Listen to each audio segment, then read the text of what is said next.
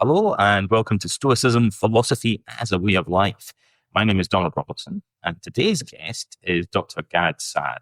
Dr. Saad is a well-known public intellectual, champion of free speech and renowned evolutionary psychologist.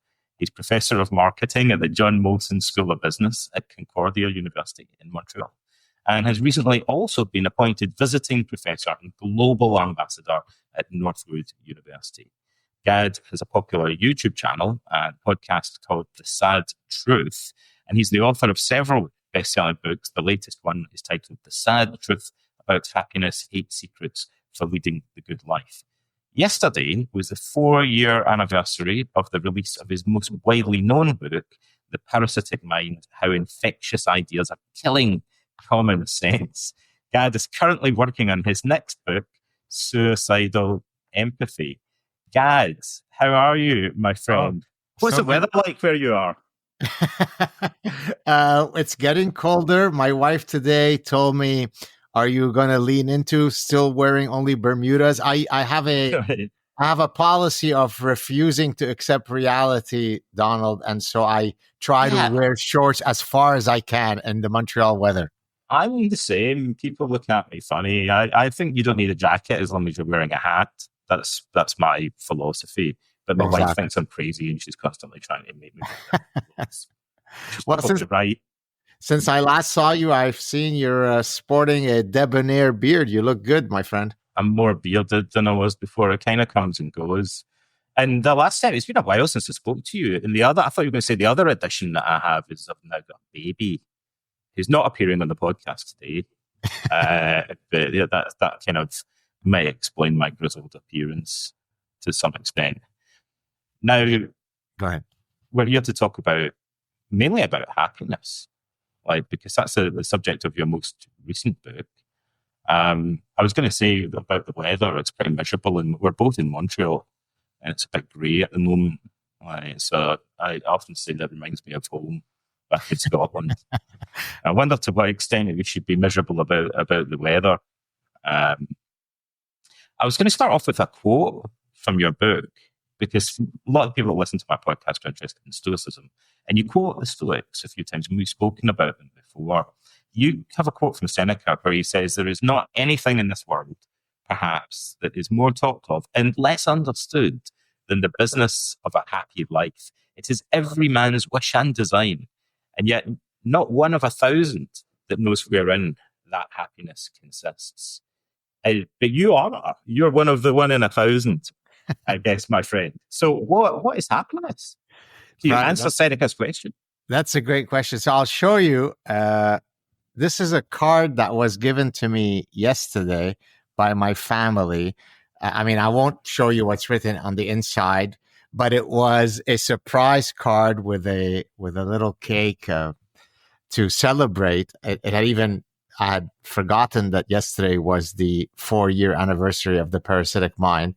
Uh-huh. And that little gesture of the people that matter most to you, remembering something that you did and honoring you for it and just giving you a big hug and saying, Daddy, I love you, or my wife saying, I love you, I'm proud of you.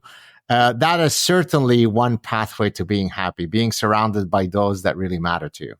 Yes, definitely. And the social aspect of happiness is kind of, I think, underestimated by many people. That, there's a number of studies that also suggest emotional resilience is linked to having people around you. It's not, we can't do it all on our own. Having the right people around us makes a big difference.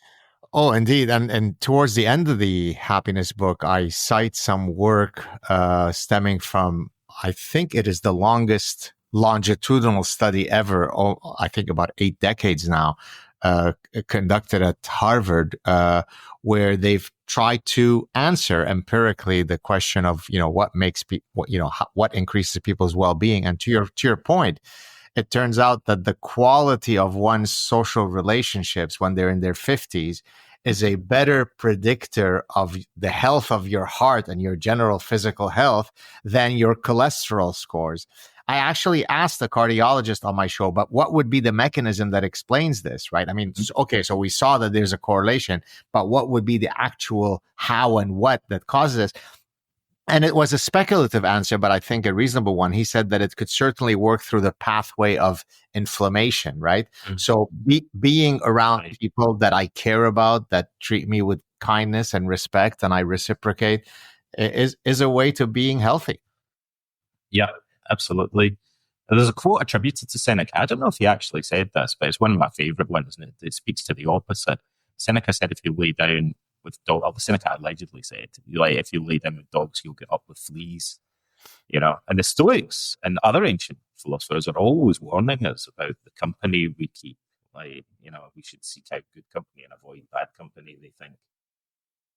Yeah, so there's a great. I don't know. I know that you live in Montreal. Is your French good, or is it? No, it's terrible. It's because I speak it because I'm trying to learn Greek. So whenever I try to speak French, what comes out is a kind of mixture of French and Greek with a Scottish accent. Right. Well, the reason I'm asking is because, to your point about, laying down with dogs and waking up with fleas, there's an expression in French, which I'll say it in French and then I'll translate. Mieux vaut être seul que mal accompagné. It is better to be alone than poorly accompanied. That speaks to the exact same point, right? So I often tell my children, one of whom is now just about to become a teenager, the other one who's in the throes of adolescence, that you don't need to be surrounded by 50 endless friends. And especially in today's world of scrolling and social media, you somehow think that the more, the better, right? I say, I'm a very sociable person. I'm a very extroverted person, but I don't like to surround myself within my inner circle with more than 2 or 3 really good friends that I can trust. I don't need 50. I need 2 or 3. The other thing it makes me think of, and I guess the reason this seems like in some ways an interesting idea, or a bit of an epiphany or a revelation, is that I'm used to thinking about happiness and the goal of life in relation to ancient philosophy, right? But modern academic philosophy, which of course is very different, is pretty insular, right? You spend a lot of time in the basement of a library when you're doing modern academic philosophy. It's not a spectator sport. But ancient philosophy differed in that respect, in that it was much more, it almost was a spectator sport. Like, people did philosophy in the gymnasia of ancient Athens out in the sun. And there was a lot of emphasis on who you did philosophy with and who, surrounding yourself with like-minded friends that you could exchange ideas with. It's far more of a social pursuit in the ancient world than philosophy is today. Yeah, well, that's a great point. I actually talk a bit about that in the Parasitic Mind, not in the Happiness book, where I'm basically arguing that it's, to your point, that many academics still till today look down upon academics who wish to spread their ideas to a broader audience. I call that the garage band effect, right? So if you are struggling in your garage playing your music in front of your girlfriend and mother, well, then you're a really great, pure, struggling artist. Right. If you then make it to Wembley Stadium and you have number 1 on the Billboard charts, well, you're a sellout. But that's ridiculous, right? I mean, you write popular books. I mean, there are two parts to my job. Number 1 is to create new knowledge. Number 2, which most academics forget, is to disseminate good knowledge, right? Well, appearing on Joe Rogan's podcast, while it may be to the highfalutin ivory tower crowd beneath me, no, it's not, because he's got 20 million audience. And I can't tell you the number of people, Donald, who've written to me, said, look, I became singularly interested in evolutionary psychology, not because I read it in some peer-reviewed journal, but because I saw you talking about it with passion on Joe Rogan. So that's why, by the way, Socrates, in a sense, resonates with me, because he was, I mean, as you know better than I do, would walk around in the market and engage people. And I wish we can return to that model of the public intellectual. Well, people sneered at him for doing it as well. He spent a lot of time in the marketplace. And funnily enough, what you're talking about is kind of become increasingly a hot topic now. Is Stoicism. Stoicism was obscure like 20 or 30 years ago. It was like a niche subject that even academics weren't that interested in. And now it's become so popular that you find online loads of people complaining about how popular it's become because they think it's become a sellout or something. But I view it slightly differently, because my background in psychotherapy, Psychotherapists have to study research that can be pretty technical and pretty obscure. And then they have to sit in a room with a wide range of just kind of random clients and translate those ideas into language that clients find understandable. And part of that often is recommending books to them that would be relevant. And it would be crazy just to recommend really technical, obscure books, to like a 15-year-old kid that's maybe socially excluded at school, or an elderly Jewish lady, or a guy that drives a bus, or, just like the whole spectrum of human life there. So, we have to think about how ideas can be communicated at different levels that are suitable to different audiences. And that's a very familiar idea to me, So this idea about selling out by becoming popular, seems odd to me from that perspective. Indeed. And, the good news is that some of the people who used to look down on, my growing public platform will now write to me and say, hey, can you help me get on Joe Rogan's show, right? So the beauty of many of these ideas is that they are autocorrective. People might start with the arrogance of the ivory tower, but when they see your success, they'll come around. So hopefully more professors will come around. Is that because their publishers have told them to? Like they've said, you need to get on Joe Rogan as well. So it's funny you say this. To your point, many of the publishers now, and I'm sure you know this, will not entertain your next book idea if you don't have a large public profile, because the idea is that books at this point should be able to sell themselves through your platform. So, oftentimes I get people who write to me and say, how should I go about publishing my book? And so one of the advice I give them, you really need to be out there, right? I mean, you don't need to have Joe Rogan's size of audience, but if people can't find you anywhere, probably publishers are not going to be interested in supporting your work. Yeah, but growing an audience also kind of proves that people are interested in what you have to say. Exactly. It allows you to get feedback and test out ideas and things like that as well. Indeed. So, we were talking about happiness. One of the first questions I wanted to ask you, I guess it's quite a fundamental question. I think maybe this might be the logical starting point, which is, are people wrong about happiness? Or do you think people are often confused in some fundamental sense about what happiness means? Yeah, so I'll begin by answering this by saying it was a very daunting task for me to write a happiness book, because as you would know, as a person who is, well entrenched within ancient philosophical movements, probably no topic has been covered more than how to live the good life. So then I had to think, well, do I have the audacity of actually writing something that is going to hopefully be unique and distinct? And so, if I've done a good job, I'd like to think that I did do that, because my personal experiences are distinct to me. Yeah. And if I can back them up with ancient philosophies and contemporary science, then hopefully I've got something unique. But you are right in that we often misconstrue the pursuit of happiness. So toward the end of the book, I take a quote from Viktor Frankl.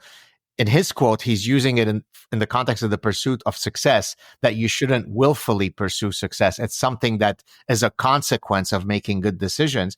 I think happiness should be viewed in the same way, right? So I don't wake up in the morning and I say, what are the 4 things I should do today in order to maximize my happiness? But if I've made certain fundamental choices properly, if I have adopted certain mindsets appropriately, then hopefully the outcome will be that I'll wake up and say, hey, I'm a happy person. I think one of the reasons that some psychologists have said similar things over the years, as well as philosophers, but psychologists, because in clinical practice, the people that you meet who are often most fixated on becoming happy, on feeling how they feel inside, are people that suffer from clinical depression. So it kind of is a red flag in a way, especially when you've seen enough clinically depressed people that go on and on and on and are fixated on the idea of how to hang on to happiness and how to become happy. And it suggests, that sometimes fixating too much on it can be counterproductive. Yeah, good point.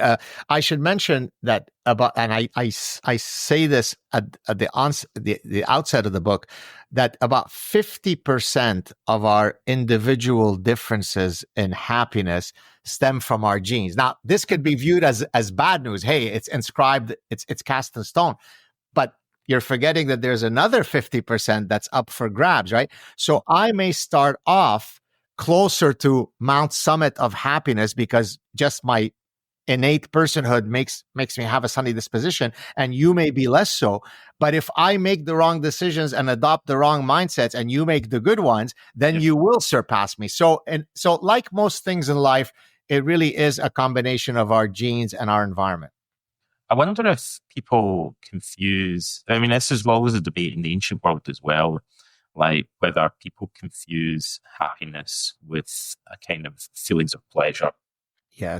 Yes, very good. So, and I try to make that distinction using the parlance, the language of contemporary science, the dopamine system versus the serotonin system, right? So dopamine is the immediate hit of pleasure, right? It could be buying a new Porsche. It could be watching porn. It could be eating a juicy burger. All of these things will give me immediate hedonic pleasure. Serotonin is long-term contentment. It's sort of, imagine sitting on the proverbial porch when you're 85, looking back retrospectively on your life with your partner and saying, boy, we've done well, haven't we? We've lived a meaningful life with a lot of purpose. We have great kids. They now have kids. So yes, you're exactly right that we need to differentiate from sort of immediate hedonic pleasures and sort of long-term contentment. I've got a bit of trivia for you about etymology. I love a good bit of etymology, right? Okay. So it's one of my vices. Right. So I don't know if you might be familiar with this already, but did you know that the English word happiness used to mean fortunate originally? And there's still a trace of this in contemporary English because it's antonym, like hapless. You know, when we talk about someone being a hapless individual, that doesn't mean that they're kind of miserable. It means that they're unfortunate or wretched. So we might say that someone who's a heroin addict might feel happy when they're high, but nevertheless, we might describe them as a hapless, in a wretched condition. So the word has been degraded in its meaning over time. It originally meant something closer to flourishing, and it came over time to be used by many people just to refer to a quick high, like eating chocolate makes you happy, or porn makes you happy, or something like that. But that's not the original connotation of it. And it was closer in meaning originally to, the word that people are kind of always feel that they have to reintroduce to these discussions, the Greek word eudaimonia. Yeah. Yeah, no, that's beautiful. Actually, I don't know if you notice in the happiness book, my last name, which I'm going to pronounce it in Arabic, Saad, is in a sense, I was predestined to write this book because it refers to felicity and happiness in Arabic. And so to your point, you're exactly right. So, yeah. Well, I'm going to call you Felicity from now on. In that case, that could be your alter ego. Right. Which we'll come back to some of your alter egos later. Some people, whether people are confused with happiness, likewise, I wanted to ask you then, just, I guess to be a little bit contrary about it, can we flip this whole thing on its head and say, what makes people so unhappy from your point of view? Why are we so unhappy? Yeah, no, okay. Of course, to my earlier point, part of it stems from, I know people who are clinically depressed, and it's a long ongoing struggle that is not necessarily linked to any environmental causes. It's not because my dog died and my wife left me. I'm just, I do have a chemical imbalance. So putting that aside, look, there are several elements. I don't think I could have been as happy in my life if I didn't wake up every morning with a sense of existential glee about the looming day, right? So, yes, of course, you wake up some days and say, oh, God, I've got a departmental meeting and I have to meet some students who are going to complain about their grades. But generally speaking, so I woke up, let's take today on a difficult day. As you know, it's the 1 year anniversary of a difficult situation in Israel and so on. Mm-hmm. I woke up I went to the cafe, worked on my latest book, Suicidal Empathy. After that, I'm going to have this hopefully great conversation with Donald Robertson, who's kind enough to invite me on his show. Later today, I'll return to, working on the book. Then I might maybe host an X Spaces where I might engage a whole bunch of people. So every day I'm excited by the promise of the day, even though I might be wearing completely different hats, but I'm always engaged in play. Even intellectual pursuits are the highest form of play, as I explain in the book. And so I think it would be difficult for most people to truly be existentially happy. And I know I'm hardly the first one to say this, if they didn't have some trajectory by which they can feel as though they live a purposeful and meaningful life. Now, it doesn't mean that you have to be a professor and an author to live a meaningful life. There are an endless number of pathways by which I can wake up in the morning and say, you know what, my life has meaning. The world would be a worse place if I didn't contribute in some small way. And I don't mean that in an egocentric, narcissistic way, but my life matters. And so I think that probably is an important one. To our earlier point, if you live a lonely life where there aren't people that care about you, I can't imagine how you could be happy. So probably choosing a right spouse, having a few meaningful friends, having a profession that brings you great existential glee. Without those, it would be tough to be happy. Well, let's look at things that might potentially, or I think that people might perceive as being a threat to our happiness. So I know that I think it's fair to say you're an expert on the psychology of consumption. Is that a fair way to put it? Do you think consumerism makes people unhappy? Like, what do you think the relationship is between consumption and happiness? Yeah. So I briefly talk about this in the book where, and there's actually some really compelling research that has looked at the consumption of experiences versus the consumption of products, right? So I buy a Maserati versus I take a 1-year global trip to Namibia and South Africa and Croatia and the Greek islands. And overwhelmingly, Donald, the research shows that consumption of experiences is profoundly a better predictor of ultimately being happy. So yes, as someone who has studied consumer behavior, I would not say that, make sure to buy the next Prada bag and the cool stiletto shoes and the Hugo Boss suit. Those are, to our earlier point, momentary hits of hedonic pleasure, but experiences. So I always tell people, I've had, by the way, this discussion with my brother. One of my brothers at one point was a very, very wealthy .com guy. He lived in Southern California. He never married. He collected very fancy cars. And he once told me, you don't seem to be so into all my Ferraris and Aston Martins.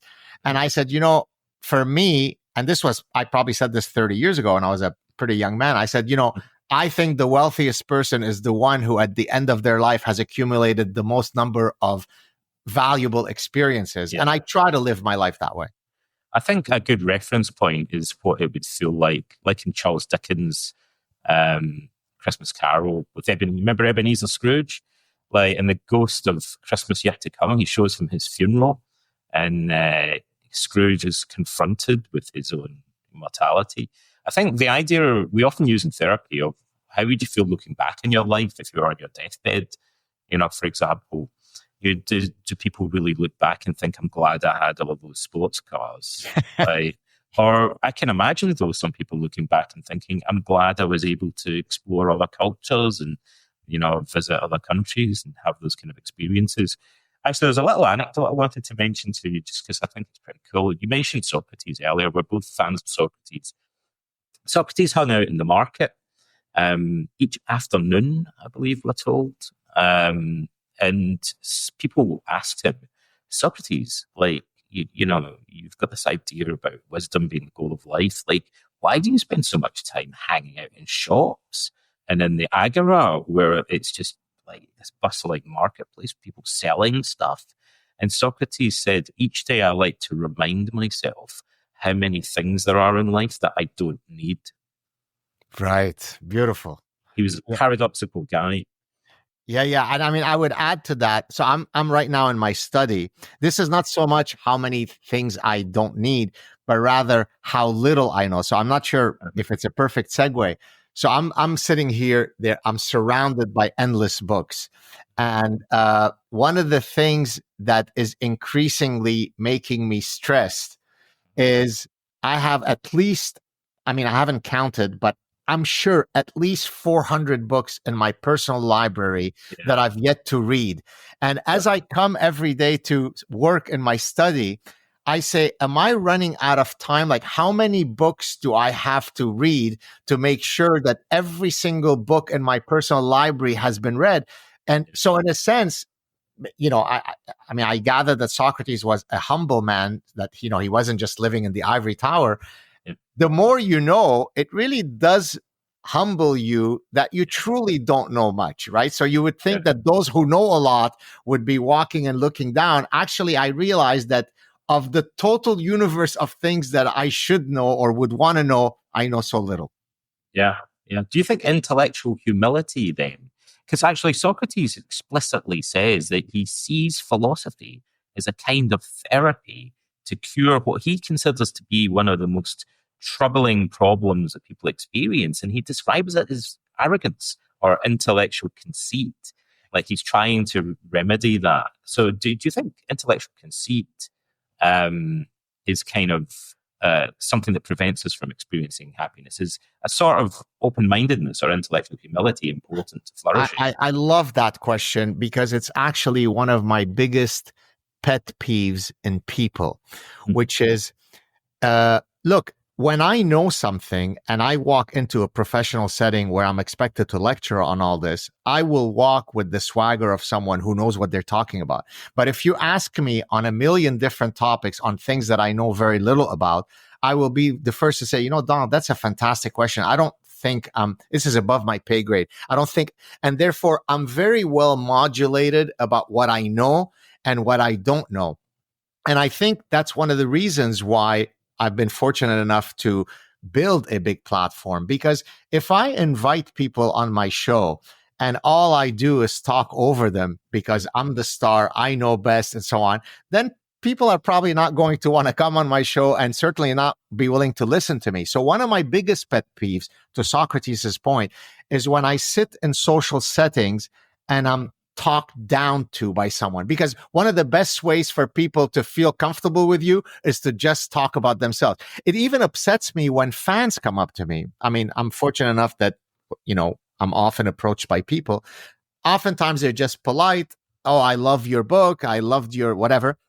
But oftentimes someone will keep me there for 30 minutes lecturing to me. Well, now not only are you intellectually conceited, but you just stole 30 minutes from me, right? So I had to be polite, be quiet while you talk down to me. And I hate the fact that so many people can't be good conversationalists because they can't have the tango. Now it's my turn to speak. Then I cede the floor to you. It's a tango. And most people can't do it. I was going to say something about it. Does the internet make us miserable? And, you've kind of touched on that in a sense, because the link that I'm going to make is I think the internet in some ways has, it's a lost, what you're describing is a kind of lost art, right, of conversation and conversational etiquette. And I find when people get in what they call debates on the internet, it's not like a philosophical exchange. Often it's really just, one person yelling at another. I very, very seldom do I see anybody admit that they're wrong on the internet. That's true. And usually, by the way, and I'm just as guilty of these kind of, more spicy exchanges, because someone's been throwing insults at me for 2 weeks and then I finally crack. Maybe I'm not being stoic at that moment. But it's funny because I'm willing to bet that those folks, if they actually met me in person, one-on-one, we'd probably have a much more fruitful engagement. So you're right. I always make it a habit, even with very close friends, to not just meet over Zoom and so on. I say, you know what, let's go walk and talk. And I actually talk about this in the happiness book. You probably might remember, Donald, that Gödel and Einstein used to famously walk at the Institute for Advanced Studies, and Einstein would say later in his career that the only reason he would show up to work is because he was looking forward to those. I mean, he didn't call them, I don't think, walk and talks, but just him and Gödel going off and walking and talking. And so I try to institute that in my own life. That's the way philosophy was done, obviously, in the ancient world. Often they would walk around the gymnasia, or kind of like a park, basically, where people were doing sports around them and discuss philosophy out in the open air. Like, it's maybe, Epictetus said to his students something very surprising. He said the main thing that you guys could learn from Socrates is how to talk about philosophy without it turning into a quarrel, because Socrates was adept at resolving quarrels and managing to talk about really sensitive subjects and challenge people very deeply without it escalating into an argument. Well, hence the Socratic method, right? Yeah. Obviously, until they eventually executed them, but up until that point. Right. Well, by the way, that's one of the reasons. I mean, I've often had, I mean, certainly more recently, conversations with various schools that have been trying to abolish or get rid of tenure. And I say, look, there are many elements of tenure that are problematic. So, for example, it could promote a deadwood approach to academia. Once you get tenure, you become deadwood and you don't do anything. But from my experience, most professors who are serious, whether they have tenure or not, will continue to produce. But to Socrates' execution, to that point, how long would I have lasted in academia if I did not have the protection? I mean, not to be executed, but certainly to be executed in terms of my career, right? I wouldn't have lasted 5 minutes if I didn't have the protection of tenure, which, of course, Socrates paid the ultimate price for. Maybe that leads into the next question that I was going to ask you, which is, I know you're interested in resilience as well. Happiness and resilience today seem to kind of go together. What do you think is the relationship, though, between emotional resilience and happiness? Yeah, that's a great question. Look, most things that are worth pursuing, by definition, if they're worth pursuing, they're going to be laden with minefields of failure and rejection. And so I have a section in the book, in the happiness book, where I take incredibly famous and well-accomplished people, whether it be Lionel Messi in soccer, or Steven Spielberg as a film producer, or J.K. Rowling as an author. And their story, it's as if they're copy-paste of one another, right? A bunch of people kept saying, sorry, not interested, right? Steven Spielberg was rejected 3 times from the USC Film School, right? I mean, he wasn't good enough to even become a film student. Look what he became. J.K. Rowling was rejected by every publisher until the last one that didn't reject her. Lionel Messi was told that he is too small and frail to even be a professional soccer player, not the greatest player of all time. Zinedine Zidane was rejected by the Algerian national team because he was too slow, and then he ended up choosing to play for France. And so nothing that is truly worth pursuing doesn't come with a minefield of possible heartbreaking rejections.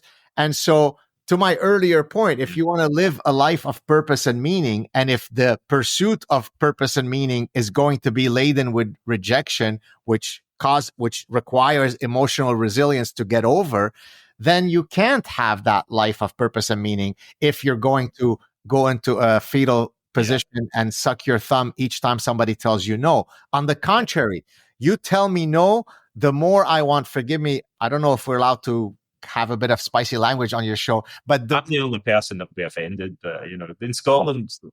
Okay, well, there you go. So I want to take that rejection letter and shove it really deep up your rectum. So if anything, it invigorates me when you tell me no, because I want to make sure, not that I'm going to be obnoxious and gleeful, right? I haven't written to any of the publishers who rejected me to say, hey, what do you think now? But they know that they made the wrong choice. And so that makes me happy. You know who you sound like, apart from the rectum bit? Who? Spinoza. He was Jewish. There you go. he said, this is one of my favorite philosophy quotes. He said, all excellent things are as difficult as they are rare, which is a bit like saying if it was easy, everyone would be doing it. Like, and by the way, to that point, but by the way, I got goosebumps that I would be mentioned in the same breath as Spinoza. So thank you for that very, very generous comparison. Look, I ran 2 Montreal marathons for no other reason than because I thought the marathons would kick my ass and therefore I should put myself through the test. This was many years ago in 85 and 86, but it was literally the only reason I did it. When I studied mathematics and computer science in my undergrad, it wasn't necessarily because I had planned to become a mathematician, but it seemed clear to me that the educational trajectory that would challenge me the most, by definition, is probably going to be pure mathematics. And so let me study that. Since I knew that I wanted a career in academia, then why not take the path of most resistance? So it's exactly that. Constantly challenge yourself, hopefully come out winning on the other side. Boy, that makes me happy. Yeah. Now, I don't want to shortchange you, Gad, because we've talked about a couple of aspects of happiness, but your book is all about there being 8 secrets to happiness in your model, in your approach. So what are some of the other ones that you think are important that we've touched on so far? Thank you so much for that question. So in the earlier chapters, I talk about 2 decisions which constitute part of the 8. So the 2 decisions that are either likely to impart great happiness on you, or to your earlier question about the reverse, misery, is choosing the right spouse and choosing the right profession. Now, of course, the devil is in the detail. How do you go about making those right choices? And so I offer a few prescriptions. They're not guarantees, right? Life is a statistical game. So it's about mitigating the probability of you summiting Mount Happiness. So number 1, and this is from evolutionary psychology, when it comes to choosing the right spouse, there are 2 opposing maxims. There is the birds of a feather flock together versus the opposites attract. And the research overwhelmingly supports for long-term marriage, right? Not if it's a short-term mating situation going behind the bushes, then maybe opposites attract could be the ideal maxim. I may be sexually shy and restrained. You may be very bold and, assertive. And that complementarity might result in a nice one-time sexual tryst. But for long-term marriage, then birds of a feather flock together is by far the more likely outcome for success. And here the question is, well, but birds of a feather assorting on which feathers? Is it that we have to have the same eye color? Of course, the answer is no. It's, do we share the most fundamental foundational values to life pursuits, right? So, if I am a caustic, acerbic atheist and my partner is fully committed to her religion, well, yes, it's nice to think that love conquers all, but we're not starting off on the good statistical footing. So I would say birds of a feather flock together is a fundamental thing to pursue.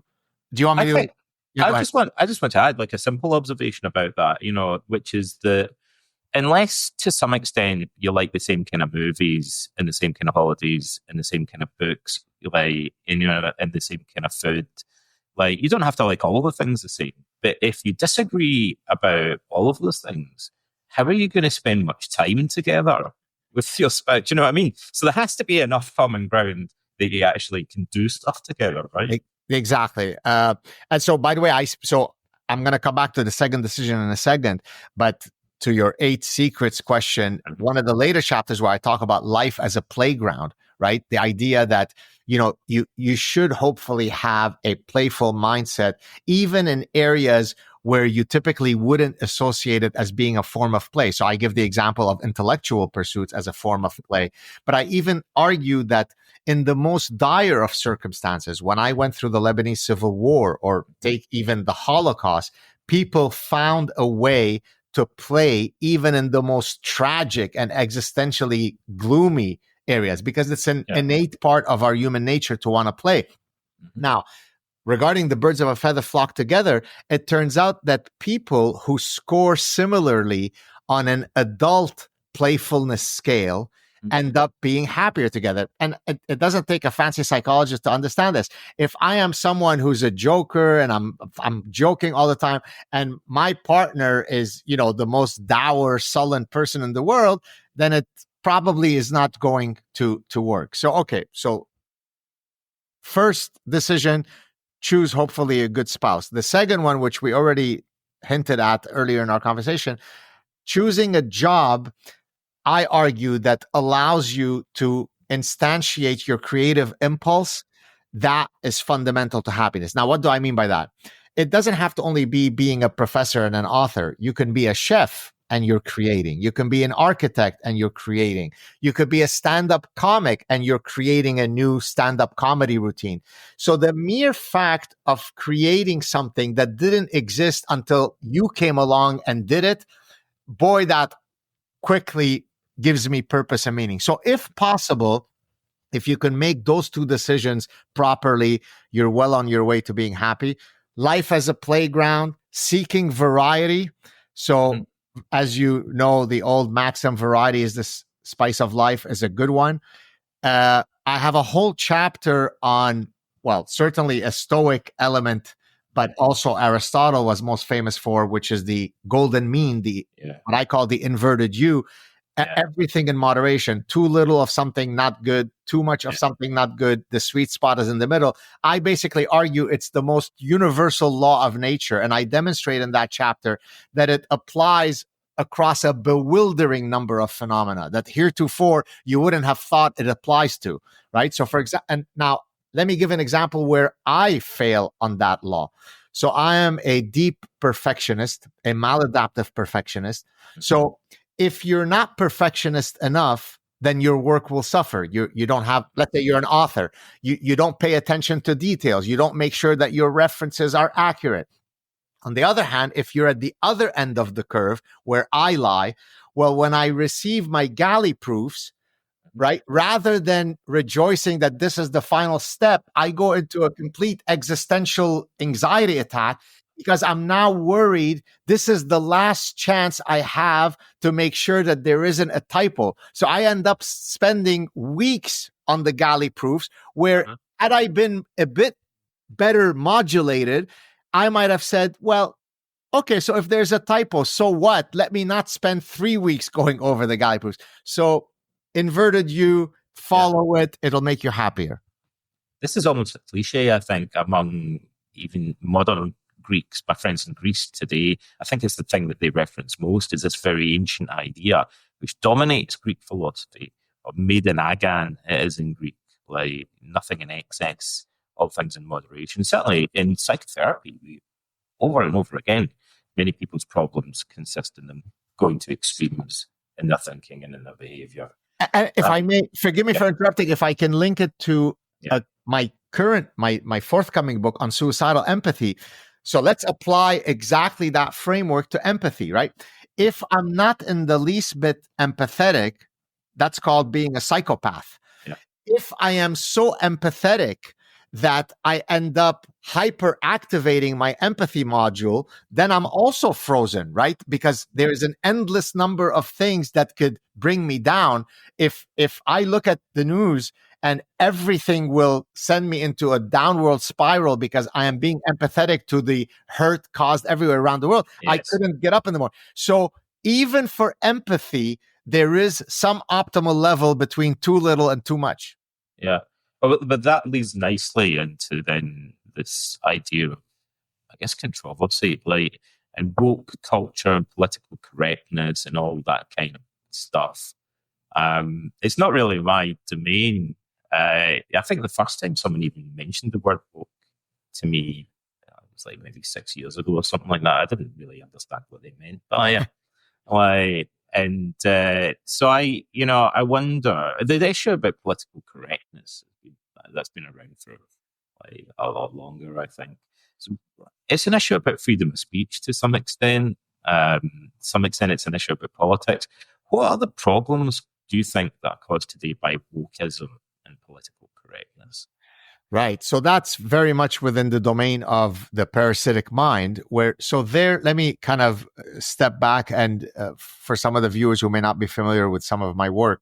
Yeah. So in the animal kingdom, there is a field called parasitology. So parasitology is the study of parasites. Now, a tapeworm is a parasite that ends up in your intestinal tract.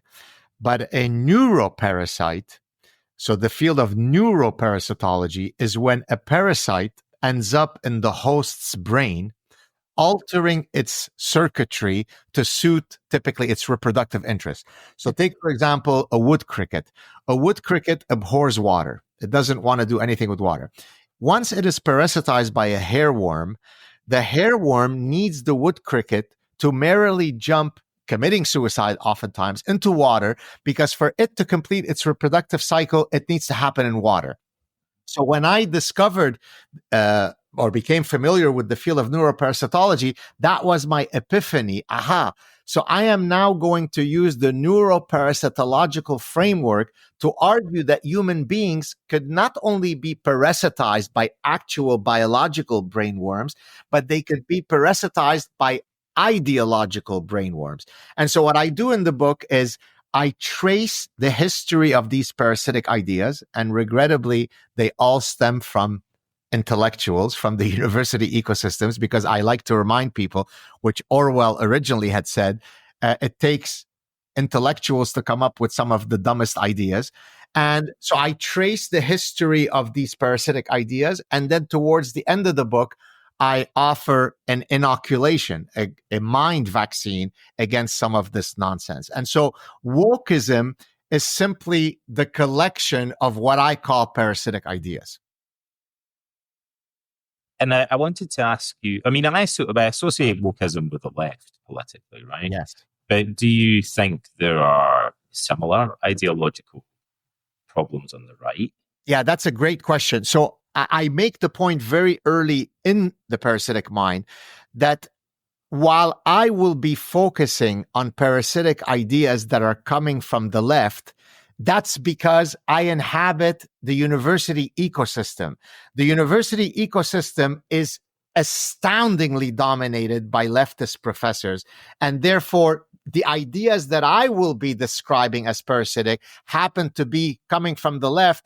But in no way does that imply that people on the other side of the political aisle can't be just as parasitized. And so let me give you a concrete example of that. Mm-hmm. It is people on the right who usually have a problem with the theory of evolution. It's the people on the left who have a problem with evolutionary psychology. So the general framework of evolution upsets me if I'm on the right. The specific application of evolution to the study of the human mind is something that leftists abhor. So that exactly speaks to your point, which is parasitic ideas don't care about which political aisle you're sitting on. Well, then, can I ask you about an example of a culture on the internet that I think a lot of people are concerned about? That's maybe more associated with the right. Maybe that's debatable, though, but it's not really associated with wokeism. And that's the manosphere, right? And that's something that I'm interested in, because at the moment I'm working on a book that's about anger, right? Whenever the topic of anger comes up, you can relate it to woke culture and stuff, but the first thing people ask about it is all these young guys that are drawn to people in the manosphere, like the Liver King and Andrew Tate and those kind of influencers. I just wondered if you had any thoughts about, do you feel that there's a lot of angry young men on the internet, first of all? And, do you see that as in any way associated with the stuff that they're consuming? Like the Right. ideology? I think this may be the first time I've been asked this, which is saying a lot. Thank you for that, because I've been on a million shows. And so to hear a fresh new question is always exciting. So thank you for that. So here's how I would answer it. I think a lot. So, and I'm going to link it actually to parasitic ideas. Right. So take, for example, second wave feminism that said, burn anything that a man can do, you can do, burn your proverbial bras. If men are interested in indiscriminate one night sex, so should you. So go to the bar and have meaningless sex. Well, the research shows, as I discuss in the happiness book, that if you look at across the sexes, the precipitous drop longitudinally over the past 40 years in happiness is much more of a female phenomenon than men. Well, so there I argue, and I'm going to come back to the manosphere in a second. There I argued, well, if you teach women that you are indistinguishable from men, therefore the same things that might make a man happy are exactly the same things that will make you happy, that, evolutionarily speaking, is profoundly incorrect. Now, there are many things that make men and women equally happy, but there are many things that we have distinctions on. That's because we are a sexually dimorphic species where men and women have evolved distinct differences when it comes to, say, mating preferences, right?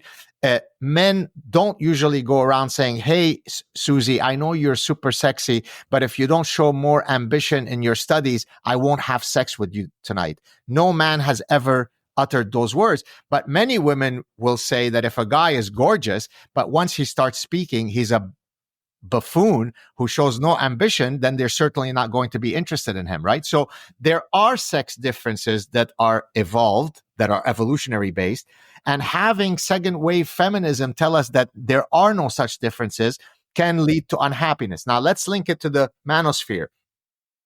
If you end up creating a dynamic between men and women where men are afraid to even approach women because if I compliment her, that will be construed as a form of verbal rape. I mean, by the way, I get tons of emails from women telling me, hey, Dr. Saad, where are the courageous men? How come I go to a place to talk to men and nobody approaches me? Where are there no longer any men in Sweden and Denmark and Italy? And I usually will tell them, well, imagine if you're taught that you better not approach in a seductive manner a woman, because if you compliment her about how she looks, that might be a hashtag Me Too opportunity moment. Well, then you are removing some of the natural dynamics between men and women. I'm certainly not implying that you should harass a woman. I'm certainly not implying that you should say crass things. But the game of seduction involves pursuit, coyness, and so on. So a lot of, I think, those guys that are twiddling their thumbs in sexual frustration on the manosphere in part stems from no longer knowing what is acceptable for them to do. Should I approach a woman? Should I not? And then, of course, they'll end up taking the easy route out, which is they'll consume pornography, and then everybody is worse for it. So I think there is a way to link some of the manosphere stuff to some of the happiness and parasitic stuff that I've been talking about. Okay, that's interesting. And I mean, just because I'm interested in the topic of anger, I wondered if you had thought about that in relation to what you've said about happiness. So anger more generally, like, I wonder if you have any thoughts about it. I love that question because, in a sense, if I dare say, this is where I might disagree with some of the Stoic prescriptions. Yeah. In that, you'll correct me if I'm wrong, but one argument might be, hey, someone did something wrong to you. You can only control how you respond to it, and therefore just go like this because you can't control what they did to you. I can't agree that a perpetual laissez-faire when it comes to someone slighting me is the right approach. To the contrary, as an evolutionary psychologist, I would argue that our emotional system, including anger, sense of vindictiveness, revenge, have evolved because they have solved evolutionarily important problems, right? So think about the historical reality of two groups living on either side of a river. I want to get to the resources of the other group, and they want to get to my resources. And the only reason why we may not do that is because each group knows that there are some really formidable guys on the other side that would not be very happy if you came and stole their children and their women. Therefore, my willingness to be very unforgiving if you slight me is a perfectly rational and reasonable thing, if done in moderation, if done at the right target, at the right time, in the right situation. So I can't accept the idea that under no circumstance my anger is simply irrational and maladaptive. Actually, I'm curious. What do you think of what I just said? Well, that sounds more like the Aristotelian view. This was the ancient debate between the Aristotelians and the Stoics. The Aristotelians thought that there was moderate or righteous anger that could be justified and appropriate. And the Stoics thought that there was no such thing as healthy anger. Anger was intrinsically a form of temporary madness. I keep an open mind about it, right? But I probably lean towards the Stoic position. And I think one reason for that is that anger is typically associated with a number of cognitive biases. So the main benefit that I think people attribute to anger when I ask them is that they think it gives them more strength, motivation, perseverance to tackle threats in their environment on the positive side. But on the negative side, it can impair our judgment, problem-solving ability, decision-making. It can cause us to underestimate risk. So angry people often place themselves and the people they care about in more danger. Right? And sometimes that works out well for them, but sometimes it causes problems. Particularly, they tend not to think so carefully about the consequences of their actions. So anger is also typically associated with impulsiveness in behavior. So the benefits that we perceive, that it gives us this more strength, perseverance, and so on, actually don't combine well with the disadvantages. So it reminds me of that meme on the internet about coffee, the Aristotelian view. It says, drink coffee, do stupid things faster and with more energy. Yeah. So I think the risk is that anger could be like that. Anger could give us more energy, but to do stupid things, like to do things where we lack perspective or judgment. And you can see that on the internet, often the angrier people become, the more distorted their perception of the issues appears to be. Yeah, no, fair enough. I mean, I would say the only thing, if I can push back, I buy everything that you said. My potential for anger can stop the other from making a transgression on me, right? So if I walk around as a formidable creature whereby you look at something that I have and you say, I'd like to take that from him, but you know that will come as a cost to you. If we live in a world where there is absolutely no chance of you ever triggering an angry response at me, this creates a perfectly fertile world for me being an infinite victim, right? You can parasitize me all you want, and I'm never going to retaliate. So maybe a functional purpose of anger is to make sure that as a social species, you don't tread on me, as the old, I think, Navy or Marine saying goes. Well, I'm going to push back against that and say, what if we distinguish between anger, the emotional state, and hostility or aggressive behavior, right? So the advantages that you're attributing to anger, I think, are to do with our ability to respond to threats in our environment. So could we not have that aggressive behavior without having the emotional state of anger, though? And then if we did, I think that's what we might call assertiveness. Right? Assertiveness. Okay, I see. Yeah, I was just trying, because I heard the word, but your Scottish accent, I needed to put assertiveness. Yes, thank you. Fair enough. But are you able to mount a formidable challenge to a transgression without getting that rush of anger? Like, we're walking down the street, you come up and you say something super crass to my daughter. Is it possible for me to mount a response to your transgression without ever triggering any anger? That's a really tricky question, right? And it's a really good question, right? And the examples that I don't know if I counter examples, but the examples I think are worth considering would be in combat sports, in boxing and things like that, right? Would be one type of example. So when Muhammad Ali fought George Foreman in the Rumble in the Jungle, right? Was Muhammad Ali angry with George Foreman? Now, Ali said what he was trying to do was to try and provoke George Foreman and make him angry, right?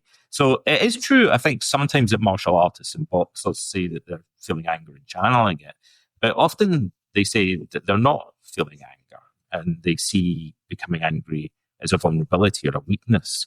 So a boxer that gets angry might, again, underestimate risk, drop his guard, throw too many punches, exhaust himself, place himself in danger, right?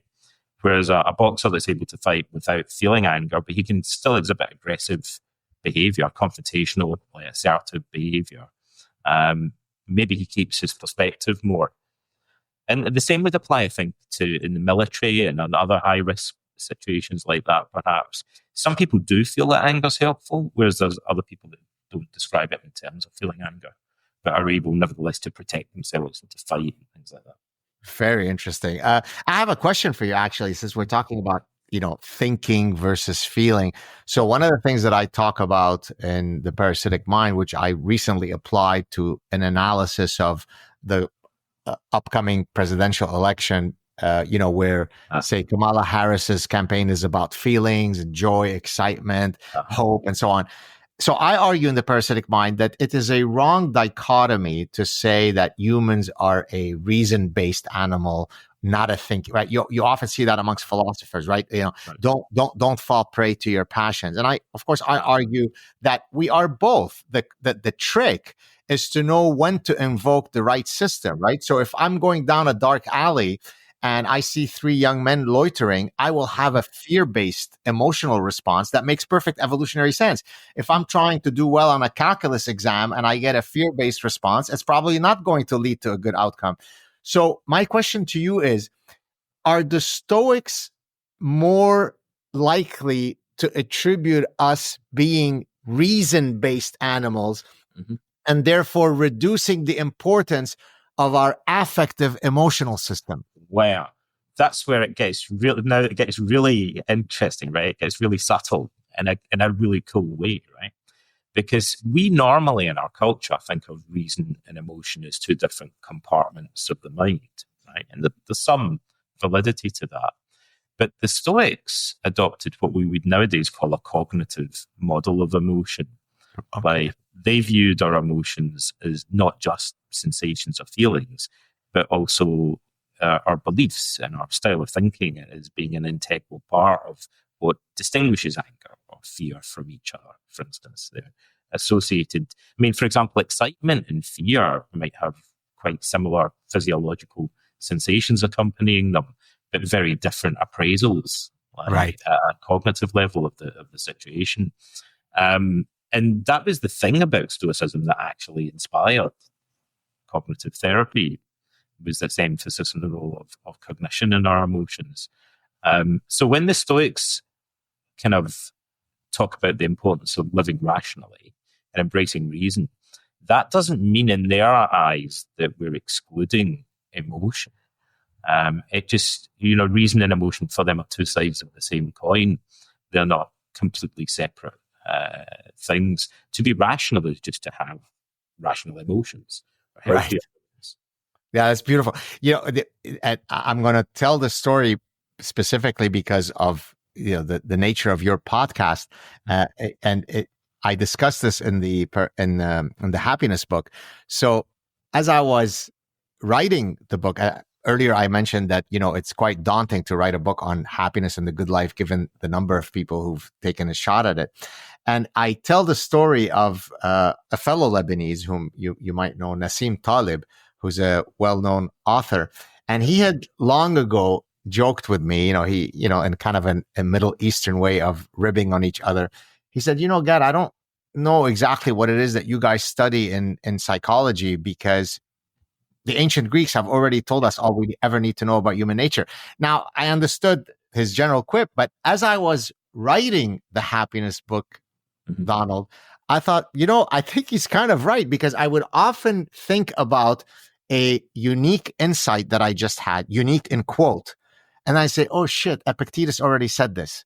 Or so, like, for example, what the link between cognitive behavior therapy and Stoicism, which of course you've made, I thought, wait a minute, but that fundamental law of Stoicism is just cognitive behavior therapy, isn't it? And so it really is. I already knew a lot about the ancient Greeks, but in doing a much deeper dive for the happiness book, I found a completely new level of awe at the level of profundity that those guys had. It's simply unbelievable. I've spent a lot of time studying philosophy, but that's one of those things. If I got a second go, like, at living my life again, I think I'd spend more time reading Greek philosophy just for fun, Right. because I kind of enjoyed it so much. Well, I think we've covered most of the things that I wanted to cover with you today, Gad. It's been another great discussion. I've loved having you on as a guest. So thanks very much for joining me today. Thank you. I enjoyed it so much, and hopefully we'll get a chance, since we live in the same city, to go for another coffee soon. Let's go for a coffee and a bagel in Montreal. We're fortunate to live in a city where there's a lot of really good coffee and good cafes and good food. Indeed. Looking forward to seeing you soon. Cheers. Likewise. So we hope you enjoyed the conversation as much as we did. Please share the link with your friends and subscribe to the Stoicism Philosophy as a Way of Life newsletter on Substack for more podcasts and articles on philosophy and psychology. Thanks for listening. And this is goodbye from me, Donald Robertson, and from my guest, Gad Saad. Bye, everyone. Cheers. Oh, that